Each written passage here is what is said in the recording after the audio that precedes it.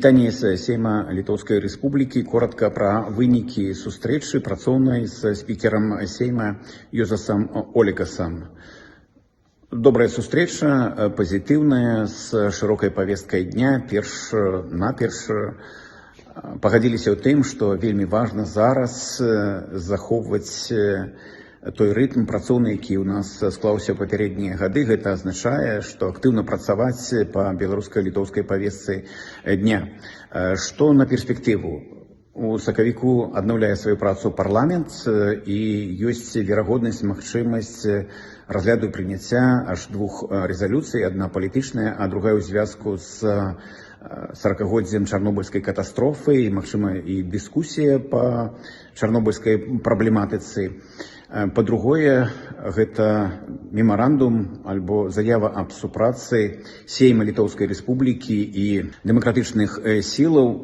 Дакумент падтрыманы на ўзроўні Міністэрства замежных спраў, камітэта па міжнародных пытаннях Сейма, і засталося толькі ўжо праявіць палітычную волю, знайсці дату ў календары і падпісаць гэты дакумент.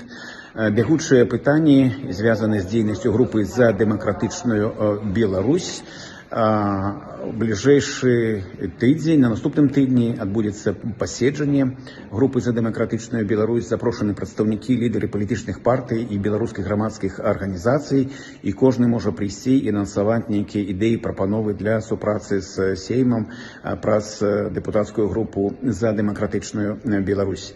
Таксама абмеркавалі правядзенне адмысловай канферэнцыі. Мы ладзілі і мінулы год по широкому спектру пытанняў узаемадзеяння беларускіх і літоўскіх палітычных і грамадскіх актараў. Магчыма, гэта будзе ў прывязку да 15 сакавіка, да Дня Канстытуцыі.